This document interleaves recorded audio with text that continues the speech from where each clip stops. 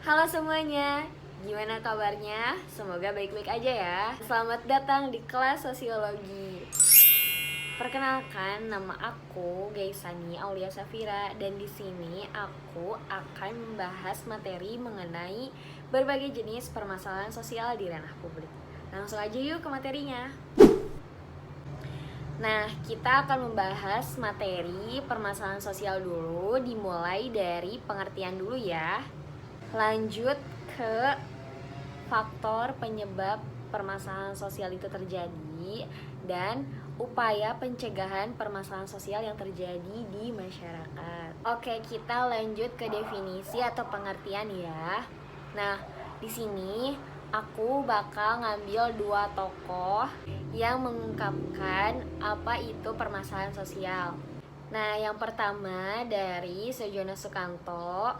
Menurut Surjono Sukanto, masalah sosial adalah ketidaksesuaian antara unsur-unsur kebudayaan atau masyarakat yang membahayakan kelompok sosial. Nah, lalu menurut Sutomo, masalah sosial adalah suatu keadaan yang berbeda daripada biasanya.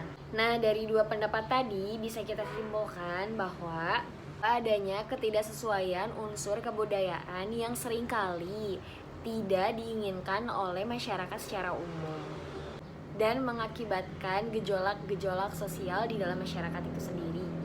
Nah, teman-teman, setelah kita mengetahui apa itu definisi dari permasalahan sosial itu sendiri, kita lanjut ke faktor penyebab permasalahan sosial itu bisa terjadi. Sekarang kita akan masuk ke faktor penyebab atau latar belakang permasalahan sosial itu bisa terjadi. Di sini ada 4 ya. Ada faktor ekonomi, faktor biologis, faktor psikologis, dan faktor kebudayaan. Nah, pada faktor ekonomi, contohnya ada kemiskinan dan pengangguran. Nah, kemiskinan dan pengangguran itu bisa mengakibatkan tingkat kriminalitas jauh lebih tinggi.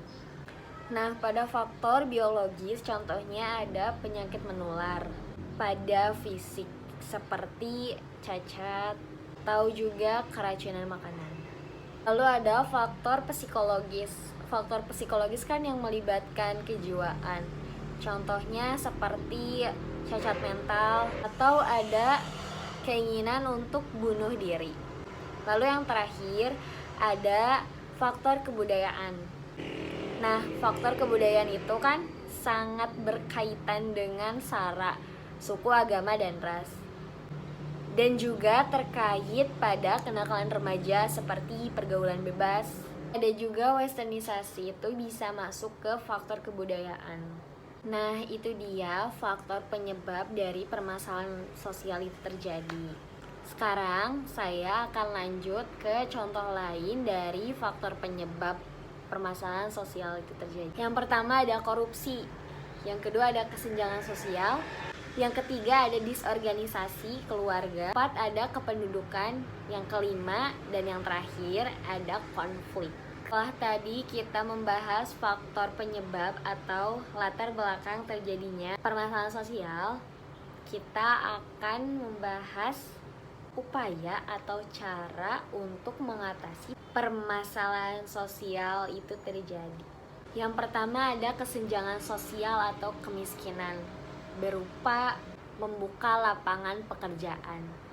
Nah, diharapkan pemerintah atau pebisnis dapat membuka lapangan pekerjaan agar angka pengangguran dapat ditekan dan jumlah kemiskinan pun berkurang. Diharapkan pemerintah agar memberikan subsidi kepada orang yang tidak mampu atau orang yang miskin.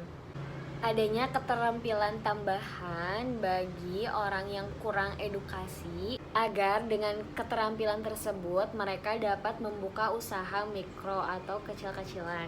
Cara yang kedua ada disorganisasi keluarga atau komunikasi antar anggota keluarga supaya adanya edukasi mengenai keluarga. Di sini pentingnya untuk menerapkan komunikasi antar keluarga supaya tidak ada miscommunication atau kesalahpahaman yang terjadi. antar anggota keluarga. Nah, maka dari itu pentingnya komunikasi antar anggota keluarga. Cara mengatasi yang ketiga ada kependudukan.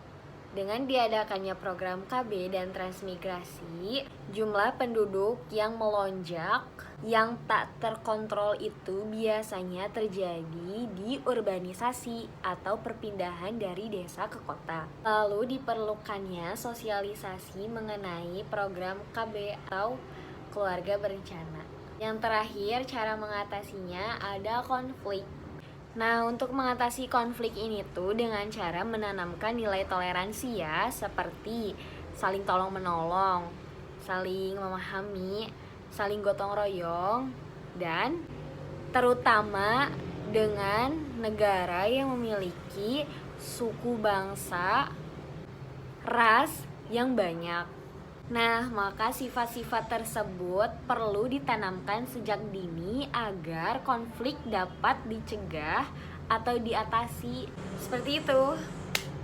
Nah, tadi sudah dijelaskan materi mengenai berbagai jenis permasalahan sosial di ranah publik. Kita cukupkan sampai sini dulu ya, teman-teman. Semoga bermanfaat. Terima kasih. Dadah.